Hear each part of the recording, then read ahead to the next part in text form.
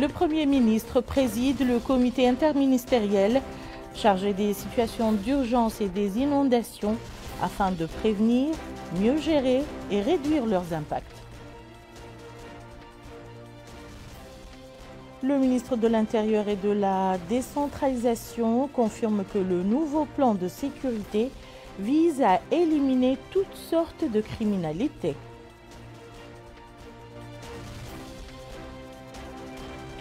Pour traduire dans la pratique la décentralisation des médias publics et rapprocher leurs services du citoyen, l'AMI ouvre un bureau dans la wilaya de Trarza.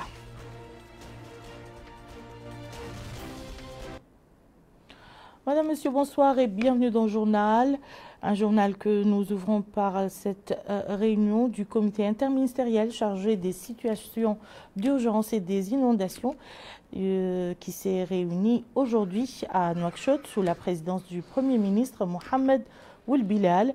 Le comité a procédé à l'évaluation du dispositif mis en place à la suite des inondations causées par les eaux pluviales abondantes de 2020 et on a tiré les leçons qui s'imposent pour mieux préparer la saison des pluies de cette année et les risques probables d'inondation.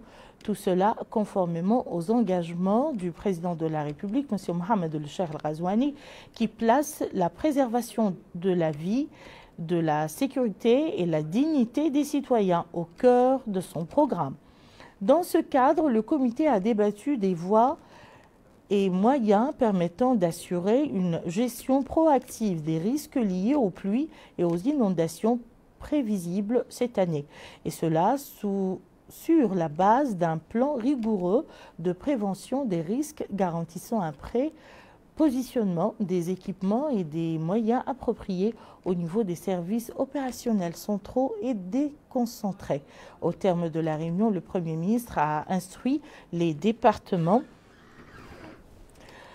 concernés à l'effet de prendre les dispositions nécessaires pour renforcer leur dispositif d'alerte précoce des risques afin de prévenir et de mieux gérer et réduire leur impact sur la sécurité des populations et de leurs biens et sur les infrastructures d'intérêt public. Le ministre de l'Intérieur et de la décentralisation a souligné lors de sa visite d'inspection aujourd'hui dans les wilayas de l'Ouest et du Nord de Nouakchott que le nouveau plan de sécurité vise à éliminer toutes sortes de criminalités, poursuivre les criminels et démanteler les gangs. La réunion du ministre de l'Intérieur et de la décentralisation avec les comités régionaux et provinciaux s'inscrit dans le cadre du suivi de la mise en œuvre du plan de sécurité et de sensibilisation qui ont débuté ces dernières semaines. Le point avec Abdullah Damaba. Le ministre de l'Intérieur et de la décentralisation, Mohamed Saleh Ould Merzouk, s'est en premier lieu rendu au sein de la wilaya Nouakchott-Ouest. Sur les lieux, il a tenu une première réunion en présence du wali de cette wilaya, Abdelrahman Ould El Hassan, et des membres de la commission régionale sécuritaire. Ces rencontres s'inscrivent dans le cadre du suivi et de la mise en œuvre du plan de sécurité qui a été récemment mis en place. Toujours au sein de cette wilaya, mais cette fois-ci au niveau de la Moukhata de Sebkha, là aussi il a été question du plan sécuritaire mis en œuvre à l'échelle de la Moukhata ainsi que de la campagne de sensibilisation et des travaux du comité de vigilance et de sensibilisation afin de lutter contre les crimes. La wilaya de Nouakchott Nord a par la suite constitué la seconde étape de ce déplacement du ministre de l'Intérieur et de la décentralisation. Sur les lieux, Mohamed Saleh Ould Merzouk a tenu une réunion avec la commission régionale sécuritaire en présence du wali de Selulaya, Si Mamadou, et des membres de cette commission. Ainsi, le plan d'action mis en place a été dévoilé au cours de ces rencontres afin de lutter contre toutes les formes de crimes et poursuivre les auteurs d'actes criminels. La Moukhata de Darnem a aussi constitué une étape de ce déplacement sur les lieux au sein de la salle des réunions. Une rencontre s'est tenue avec le comité de vigilance de cette Moukhata. Le ministre de l'Intérieur et de la décentralisation a tenu à saluer les efforts des autorités administratives, sécuritaires et municipales ainsi que des citoyens des wilayas de Nouakchott-Ouest et Nord ces dernières semaines, ce qui a permis une baisse des délits commis au sein de ces deux zones de la capitale. Il a aussi souligné l'impérieuse nécessité de multiplier et poursuivre ses efforts afin de mettre un terme aux crimes et poursuivre les auteurs. Le maire de la commune de Darnem, Momo Khotobol Momo, a fait part de sa satisfaction du fait de l'inexistence ces dernières semaines d'aucun délit au niveau de la wilaya Nord, particulièrement dans la commune de Darnem, se dit-il, grâce à la présence des forces de sécurité sur les lieux. Quant à ce citoyen résident à Darnem, chef de service au sein du centre hospitalier Cheikh Zayed, il a remercié les pouvoirs publics pour ce climat de sécurité. C'est grâce, dit-il, à la mobilisation des différents corps des forces de défense et de sécurité. Cet autre citoyen résident à Sepha a indiqué que la sécurité est de mise avec ce nouveau plan qui a été mis en place. Il demande à tout un chacun d'alerter les autorités compétentes s'il est témoin d'un acte suspect. Le ministre de la Santé a effectué une visite dans certaines structures relevant de son département. Cette visite est l'occasion pour le ministre de la Santé de voir de près la situation dans laquelle sont ces établissements et la qualité des services rendus aux citoyens. Bokar Baylaba. C'est l'un des établissements sanitaires de Nouakchott les plus fréquentés. Il s'agit de la polyclinique. De par sa position géographique et les moyens dont elle dispose, la structure sanitaire reçoit de nombreux patients de tous coins de Nouakchott, allégeant ainsi la pression sur les hôpitaux de la ville. C'est cette structure sanitaire qui a fait l'objet de la visite du ministre de la Santé Sidi Ould Zahaf. Ainsi, il s'est rendu dans tous les services de la polyclinique où il a été édifié sur les prestations sanitaires présentées par la structure. Il a aussi pris connaissance des équipements disponibles avant de s'informer sur les problèmes posés et les solutions avancées ainsi que sur les efforts déployés pour améliorer le rendement du système sanitaire en général. Et au cours de cette visite, il a exhorté le personnel à redoubler d'efforts et accorder le maximum d'attention possible aux citoyens, notamment aux franges les plus nécessiteuses. Classée à la catégorie A du système sanitaire national, la polyclinique dispose de salles de consultation, de soins d'hospitalisation, d'accueil et d'orientation, de salles pour les urgences, un laboratoire, un service de maternité et une pharmacie. Au terme de la visite, le directeur de la surveillance épidémiologique, directeur général de la santé publique par intérim, Mohamed Mahmoud Eli Mahmoud, s'est présenté devant la presse pour expliquer la pertinence d'un tel déplacement. Il a déclaré que le ministre de la Santé a instruit les responsables de la structure sanitaire à redoubler d'efforts pour que le citoyen ait des soins de qualité. Il a en outre indiqué que le ministère ne ménagera aucun effort pour que les structures sanitaires soient performantes et s'orientent davantage vers l'efficience et la célérité dans le traitement des pathologies. Le ministre de la Santé, Sidi Ould Zahaf, s'est également informé du fonctionnement de la direction régionale de la médecine du travail, toujours dans la wilaya de Nouakchott-Ouest. Là aussi, il a exhorté le personnel à offrir des prestations de services de manière efficace au profit des citoyens, exprimant la volonté du département à résoudre tous les problèmes qui entravent la progression du travail dans les différentes structures sanitaires. Autre visite, celle effectuée par la ministre de l'Enseignement supérieur et de la Recherche scientifique, aujourd'hui dans les établissements relevant de son département. Cette visite rentre dans le cadre d'une prise de contact et d'information. Aminata Khan. La ministre de l'Enseignement supérieur et de la Recherche scientifique, Amal Sidi Cheikh Abdallahi, s'est rendue très tôt ce matin dans plusieurs établissements et directions relevant de son département dans le cadre d'une série de visites, de prises de contact et d'informations qu'elle mène. La ministre s'est tout d'abord rendue au niveau de plusieurs directions centraux où elle a fait le tour des différents services et suivi des explications inhérentes au fonctionnement de ces directions. La ministre a par ailleurs visité le locaux de l'inspection générale du ministère et suivi des explications sur les missions de chaque direction et service et sur les conditions de travail. Par la suite, la ministre de l'Enseignement supérieur et de la Recherche scientifique, Amal Sidi Cheikh Abdallah, a déclaré que l'objectif de cette visite était de s'enquérir des conditions de travail et des problèmes qui entravent la bonne marche du ministère. Elle a exhorté les fonctionnaires au respect des horaires officiels et de s'acquitter de leur mission convenablement en veillant à rapprocher l'administration des administrés. Elle a également insisté sur l'importance d'une exploitation optimale et rationnelle des ressources humaines et financières.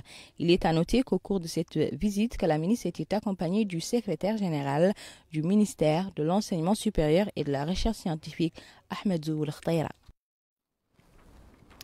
Je vous disais en titre, la capitale du Trarza a accueilli le ministre de la Culture, de la Jeunesse, des Sports et des Relations avec le Parlement, porte-parole du gouvernement.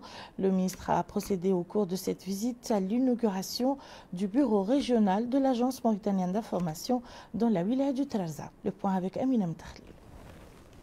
C'est dans le cadre de la décentralisation des services des médias publics et en adoption d'une approche de proximité qu'a été inauguré aujourd'hui le nouveau bureau régional de l'Agence mauritanienne d'information AMI dans la wilaya du Trarza.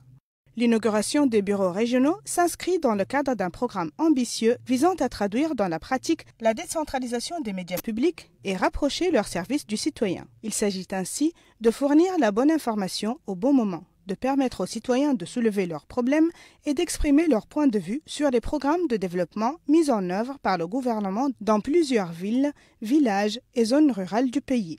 L'inauguration du bureau coïncide avec la date du lancement de la première dépêche de l'AMI le 1er juillet 1975. Dans un discours prononcé à cette occasion, le ministère de la Culture, de la Jeunesse, des Sports et des Relations avec le Parlement, porte-parole du gouvernement, M. Mokhtar Ould Dahi, a souligné que cette inauguration s'inscrit dans le cadre de la concrétisation des engagements contenus dans le programme électoral du président de la République. Ce programme porte sur le rapprochement des services médiatiques des citoyens et d'assurer et de mener auprès de ceux-ci une mission d'information et d'éducation. M. Mokhtar Ould Dahi a précisé que les médias publics ont connu récemment un développement remarquable et a appelé tous les acteurs politiques, associatifs et de développement du Trarza, quelle que soit leur position, à intensifier leurs activités dans l'optique de développer cette wilaya et de servir ses habitants. Il a renouvelé ses instructions aux médias publics pour qu'ils accompagnent la vie politique, économique, sociale et culturelle de cette wilaya, très importante. Enfin, il a exhorté les jeunes de la wilaya à s'organiser dans des associations culturelles, des clubs de jeunes, des clubs sportifs et à unir leurs efforts afin de servir ensemble et efficacement leur pays. Le ministre s'est engagé à assurer le meilleur soutien à tous les acteurs réunissant leurs efforts pour améliorer la qualité de vie des populations, surtout les jeunes. À son tour, le directeur général de l'AMI, M. Mohamed Fadloul Omer, a exprimé ses remerciements et sa gratitude au ministre et à tous ceux qui ont assisté à cette inauguration. Il a ajouté que cette réalisation s'inscrit dans le cadre d'un programme ambitieux de l'agence qui adopte une nouvelle approche visant à rapprocher le service du citoyen de manière à le lier à ce qui se passe autour de lui et à lui donner l'occasion d'exprimer ses besoins et aspirations. Le directeur de l'AMI a indiqué que le plan quinquennal de l'agence traduit son option d'adapter son action avec sa mission d'être la principale source d'informations fiables, notamment l'information officielle. Une telle tâche requiert, entre autres, une présence effective dans toutes les wilayas de l'intérieur du pays et le développement des mécanismes permettant de livrer l'information dans les meilleures conditions. Il a ajouté que de nouveaux bureaux de l'agence ont été ouverts dans certaines capitales de wilaya, notamment Ayoun et Nema, et que les travaux commenceront bientôt à Kifa, Aleg et Kaedi. Au niveau de la presse écrite, 2 magazines mensuels ont été développés, publiés par les quotidiens Chab et Horizon. Ces 2 magazines sont marqués par la qualité aussi bien sur le fond que sur la forme. À son tour, le maire de la commune de Rosso, M. Bamba Wilderman, a salué l'ouverture de ce bureau et a exprimé la reconnaissance de la population de la wilaya pour les efforts déployés par l'agence pour rapprocher les services des citoyens. Des efforts qui traduisent l'intérêt porté par les pouvoirs publics au secteur des médias. Accompagné par le wali du Trarza, le ministre a effectué une visite au niveau de l'agence régionale et a donné le coup d'envoi des travaux du bureau en y supervisant l'envoi de la première dépêche. Activité gouvernementale, c'était hier que des membres du gouvernement ont commenté les résultats du Conseil des ministres qui s'est réuni plus tôt dans la matinée. Il s'agit des ministres de la Culture, de la Jeunesse, des Sports et des Relations avec le Parlement, porte-parole du gouvernement, M. Mokhtar Ould Dahi, de l'Habitat, de l'Urbanisme et de l'Aménagement du Territoire, M. Ahmed Ould Mohamed, et du Pétrole, des Mines et de l'Énergie, Abdsalam Ould Mohamed Saleh. Comme à l'accoutumée, à l'issue des conseils des ministres, des membres du gouvernement ont commenté les résultats de ce conseil. Il s'agit des ministres de la Culture, de la Jeunesse, des Sports et des Relations avec le Parlement, porte-parole officiel du gouvernement Mokhtar Ould Dahi, du pétrole, des mines et de l'énergie Abdessalem Ould Mohamed Salah, de l'habitat, de l'urbanisme et de l'aménagement du territoire Sid Ahmed Ould Mohamed. Et c'est le ministre du pétrole qui s'est exprimé en premier. Il s'est appesanti sur la communication qu'il a présentée qui est relative au programme de transformation du secteur de l'électricité. Le ministre a tout d'abord affirmé qu'aucun développement n'est possible sans un accès suffisant à l'énergie. Selon lui, le secteur est confronté à beaucoup de défis, dont un en particulier qui a un impact majeur sur l'état actuel des choses, qui est l'absence de vision. Il a en effet rappelé que la stratégie orientant les actions du secteur sont restées les mêmes au cours de ces dernières années. La stratégie en question a été élaborée en 1998 et que le code de l'électricité, lui, a été approuvé en 2001, ce qui est insuffisant avec les transformations actuelles du moment. Le ministre a également attiré l'attention qu'à travers le monde, les sociétés d'électricité sont évaluées à partir de l'indicateurs techniques et financiers. En Mauritanie, il est passé de 77% en 2012 à 62% en 2019. Pour ce qui est du taux de recouvrement, il est passé de 90% à 64% sur la même période. Ceci, poursuit le ministre, signifie que 50% de la production de l'entreprise est perdue naturellement. Une baisse qui influe sur les performances financières de la société et oblige l'État à augmenter son capital à hauteur de 100 milliards d'ouguiya. Lui succédant, le ministre de l'Habitat, de l'Urbanisme et de l'Aménagement du Territoire est longuement revenu sur sa communication relative à la problématique de l'urbanisation de la capitale, soulignant d'emblée que la ville s'est rapidement étendue, mais de façon anarchique. Il a avancé que Nouakchott est la plus grande ville de la région en termes de superficie, mais aussi la plus petite en termes de population, rappelant qu'à sa création, la ville ne s'étendait que sur un seul hectare et qu'aujourd'hui, elle s'étale sur 1200 hectares, comme le montre le schéma directeur 2019. Une situation qui est le résultat des déséquilibres suivant l'absence d'un cadre légal et réglementaire, l'expansion horizontale continue de la ville, ce qui conduit à une grande pression sur les infrastructures, une exploitation réglementée des parcelles. Cette expansion non encadrée entraîne la construction d'habitations dans des zones insalubres et inondables, éloigne des lieux de travail, occasionne un manque d'infrastructures de base, entre autres. Il a également attiré l'attention sur le fait que la ville fait face à un manque criard d'espaces verts. Il ne représente que 0,3% de la superficie. Enfin, le porte-parole du gouvernement a répondu aux questions, dont l'une relative à l'impact réel de Taazour sur les populations. Pour lui, les chiffres parlent d'elles-mêmes. 70 000 familles ont bénéficié d'aides financières en 2 ans seulement, alors que l'objectif de Taazour était de toucher 100 000 familles en 5 ans. Dans le cadre de ces opérations d'atténuation des effets de la COVID-19 sur les plus démunis, plus de 33% de la population ont reçu une aide. Au total, près d'1 300 000 personnes. En ce qui concerne l'assurance maladie, elle met en œuvre un programme qui va toucher 600 000 familles en tout. Ce dernier point est très parlant car ce chiffre est supérieur à ce que la Caisse nationale d'assurance maladie a réalisé depuis sa création. Enfin, le porte-parole du gouvernement a déclaré que les interventions de Taazour sont localisées dans les zones marginalisées afin de réduire les inégalités et les discriminations à travers la construction d'écoles, de dispensaires, de barrages et de fournitures d'eau potable.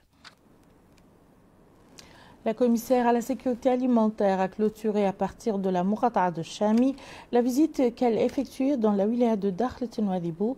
Cette visite a permis à la commissaire de connaître l'organisation et le fonctionnement des structures dépendant de son département dans cette wilaya.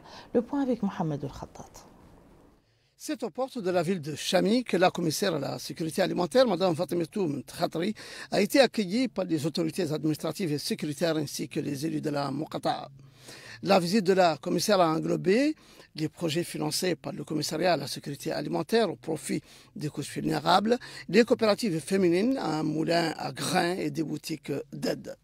Mkhatri a par la suite tenu une réunion avec les élus et les notables de la Muqata'a consacrée aux conditions de vie des populations et à leurs problèmes. L'occasion pour elle d'affirmer que l'objet de cette visite est d'abord de suivre les activités du commissariat et le degré de leur exécution au niveau de la wilaya, d'annoncer d'autres projets dont certains ont été lancés hier à Nouadhibou, mais aussi de les écouter pour améliorer davantage les interventions du commissariat au profit des populations. De son côté, le wali de Dakhlet Nouadhibou a loué cette visite d'information qui, a-t-il dit, est une occasion pour connaître et comprendre les attentes des populations qui se doivent d'exprimer leurs besoins. La réunion a été clôturée par des interventions des élus et des populations qui ont évoqué les problèmes de la Muqata'a en espérant qu'ils soient rapidement réglés. Participation des filles commence par le renforcement de leurs capacités et le travail avec elles et non pour elles. Tel est le thème sous lequel a été lancé aujourd'hui dans les locaux de la région de Nouakchott le projet de renforcement des capacités des filles dans les zones rurales et quartiers périphériques. Abdul Adamaba. Ce projet vise à renforcer les capacités des filles au sein des zones rurales et quartiers périphériques des zones urbaines. Ce programme de l'ONG Hiwar a pu voir le jour grâce à un appui du projet Fajr du service de coopération et de l'action culturelle de l'ambassade de France. Pour la première phase, les zones cibles sont les 3 wilayas de la capitale. Le président de la CNDH a salué cette initiative novatrice et exprimé la disponibilité de l'institution qu'il préside pour appuyer ce programme. Le directeur adjoint de la protection à la Commission des droits de l'homme, à l'action humanitaire et aux relations avec la société civile a mis en avant les efforts déployés par les pouvoirs publics dans le cadre de la promotion des droits de l'homme. Il a par ailleurs précisé que l'éducation et la formation professionnelle constituent des facteurs importants et jouent un rôle essentiel dans la construction et le développement du pays. Quant au coordinateur de l'ONG Hiwar, il a au cours de son allocution souligné les objectifs qui ont été assignés à ce programme dans le cadre du renforcement des capacités des filles. Ce projet qui consistait à donner la parole et laisser les filles s'exprimer d'une manière objective et de participer un peu à leur insertion sociale et leur intégration socio-économique au niveau de certaines zones au niveau de la Mauritanie. Donc le programme Fajr, c'est un peu ça. Le programme Fajr, c'est de soutenir des initiatives de jeunes qui met en avant un peu le potentiel qu'ils ont, les compétences qu'ils ont, pour favoriser aussi, pour améliorer déjà leurs compétences et aussi favoriser leur intégration. Au cours de cette cérémonie de lancement, une projection des parties prenantes à ce projet a été présentée au public. On remarque que les citoyens font preuve de relâchement dans le respect de l'application des gestes barrières dans leur quotidien, et ce au moment où le nombre de cas de contamination par le virus du Covid-19 enregistre des augmentations dans certaines wilayas du pays. Ce constat s'accompagne par une régression du nombre des citoyens qui s'inscrivent pour la vaccination au centre ouvert à cet effet. La campagne de vaccination contre la Covid-19 ne doit pas faire oublier les mesures préventives décidées par les pouvoirs publics pour enrayer la progression du virus. Illustration parfaite de ce relâchement, les marchés. Les personnes portant le masque sont rares. Le dicton qui dit « chasser le naturel, il revient au galop, à de beaux jours devant lui ». Une incompréhension partagée par ces hommes qui affirment que les mesures préventives ne doivent être reléguées aux oubliettes, même si les pouvoirs publics ont enclenché une opération de vaccination contre la Covid-19. Justement, la campagne de vaccination bat son plein dans les structures sanitaires de la capitale. Certains individus ont compris que le vaccin est un rempart contre le virus. D'ailleurs, ils encouragent d'autres personnes à faire de même, précisant que la vaccination s'est déroulée sans accroc. Pour le personnel médical en charge de cette opération, les procédures sont respectées à la lettre. Mohamed Mahmoud Eli Mahmoud est le directeur de la surveillance épidémiologique, a indiqué que le but de la vaccination est de protéger contre les complications graves causées par la maladie et rompre la chaîne de contamination, rappelant les efforts déployés par le ministère pour atteindre l'objectif, d'autant plus que le vaccin est disponible dans toutes les structures sanitaires du pays. Présent la situation épidémiologique du pays relative au Covid-19 qui a été caractérisée ces dernières 24 heures par 86 nouveaux cas de contamination, 26 guérisons et 0 décès.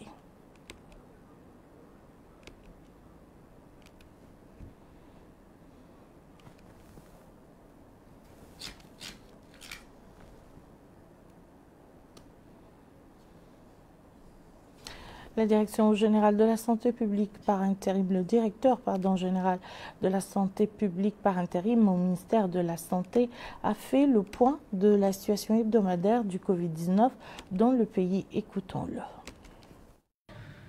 335 nouveaux cas Covid-19 ont été enregistrés durant la dernière semaine, dont 15 cas contacts et 320 cas communautaires. 276 cas de guérison ont été enregistrés durant la dernière semaine et malheureusement 6 nouveaux décès. La répartition des cas par région: 0 à Haut Sharqi, 0 à Haut al-Gharbi, 22 à Nasaba, 8 au Gorgol, 9 au Brakna, 3 au Trarza, 22 à Nadrar, 5 au Bidimaka. 54 cas ont été enregistrés durant la dernière semaine à Dakhlet Mouadibou, 10 au Taga, 65 à Tirzemour, un nouveau cas à Inchiri, 42 à Nouakchott Nord, 57 à Nouakchott Ouest et 37 à Nouakchott Sud.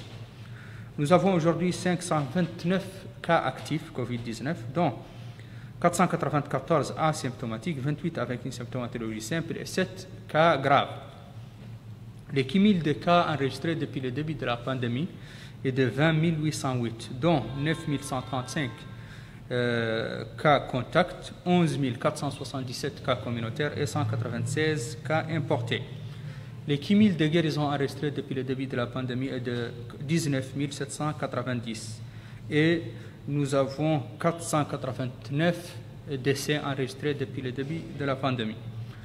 Durant la dernière semaine, 10 973 tests ont été réalisés, dont 3 tests de suivi et 10 970 tests de diagnostic, répartis en 7 985 TDR et 2 985 PCR.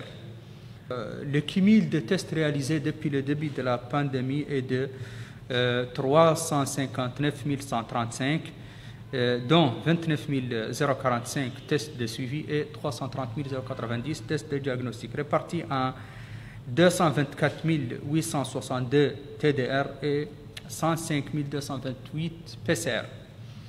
Les cas hospitalisés: 53 hospitalisations durant la dernière semaine, dont 39 avec symptômes simples et 14 avec une situation grave. Aussi 41 nouvelles sorties d'hôpital ont été enregistrées durant la dernière semaine. Pour la situation de la vaccination sur tout l'étendue du territoire national, nous avons effectué durant la dernière semaine 8 806 vaccinations nouvelles doses, nouvelles vaccinées, et 1788 ont fini les 2 doses de vaccination, donc ont terminé le schéma vaccinal.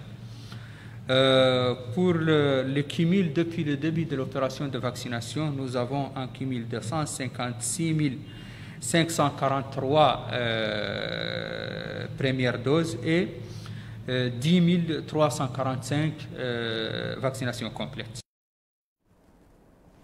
Après 3 mois d'arrêt biologique, ce sont des milliers d'embarcations qui ont repris leurs activités de la pêche artisanale et côtière aujourd'hui. La reprise des activités de la pêche artisanale et côtière intervient 15 jours avant celle de la pêche industrielle. Mohamed El-Khattat. C'est aujourd'hui, après 3 mois d'arrêt biologique, la reprise des activités de la pêche artisanale et côtière à Nouadhibou. L'établissement portuaire de la baie de repos ayant pris toutes les mesures organisationnelles et sécuritaires afin d'assurer le démarrage dans de bonnes conditions pour des milliers d'embarcations. Les petits pêcheurs ne manquent pas d'enthousiasme pour reprendre le large dans l'espoir de réussir leurs affaires et de dynamiser le marché des poulpes. La reprise de ces pêcheurs est importante pour nous. On y observe la responsabilité des équipages, la préservation du matériel, la qualité et la quantité des captures, l'engouement des acheteurs et revendeurs, le dynamisme des usines les spéculations sur les prix. L'importance de cette reprise, dit cet autre, réside dans le fait que tous en profitent, en particulier les pauvres, puisque les grands chalutiers ne sont pas encore arrivés et cela nous donne un peu plus de latitude pour pêcher dans ces eaux. Cette reprise fait travailler la main-d'œuvre et redynamise le marché, dit celui-là.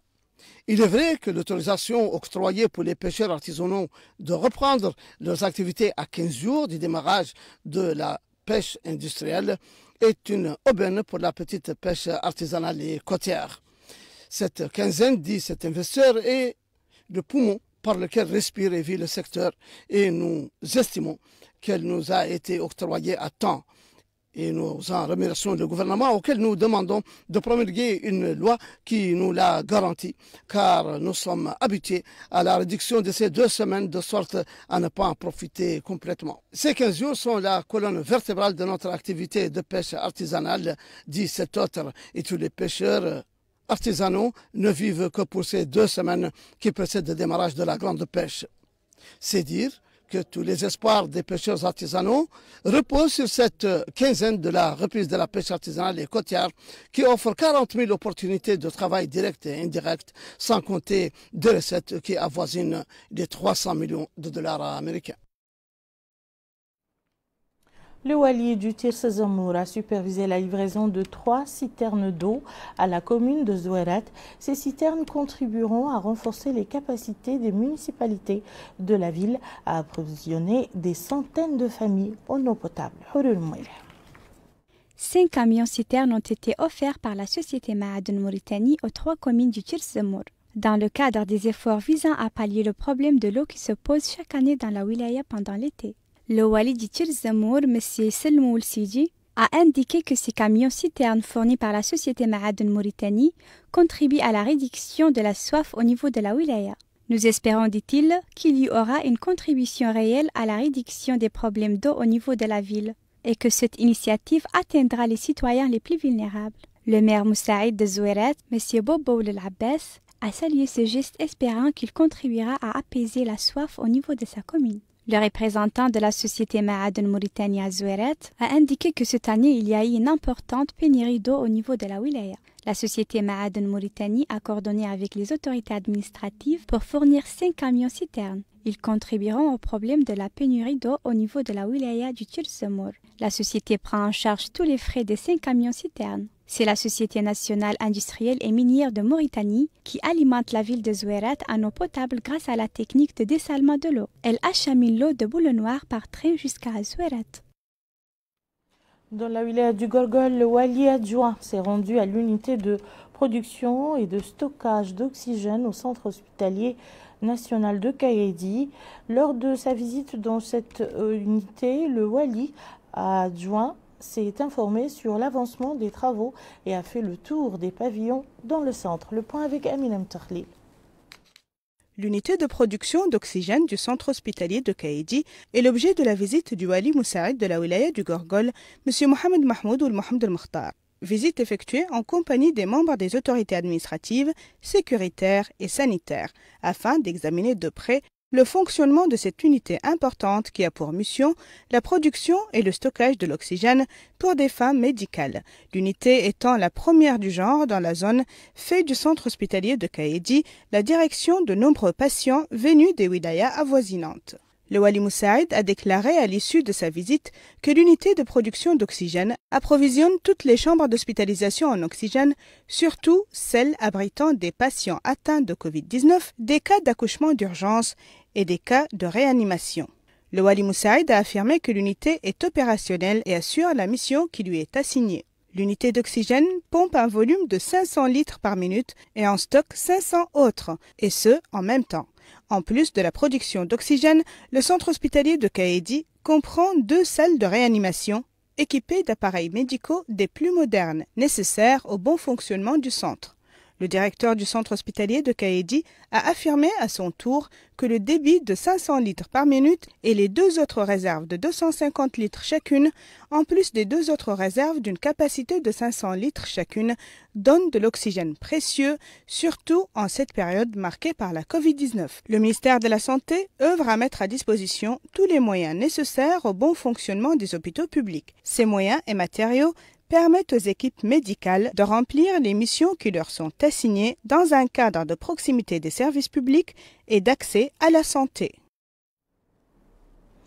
Ainsi prend fin ce journal. Je vous en rappelle les principales informations. Le Premier ministre préside le comité interministériel chargé des situations d'urgence et des inondations afin de prévenir, mieux gérer et réduire leur impact.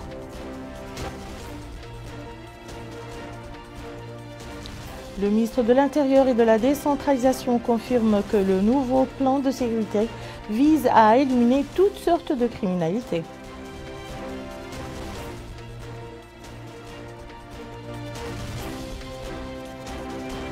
Et pour traduire dans la pratique la décentralisation des médias publics et rapprocher leurs services du citoyen, l'Agence mauritanienne d'information ouvre un bureau dans la wilaya du Trarza.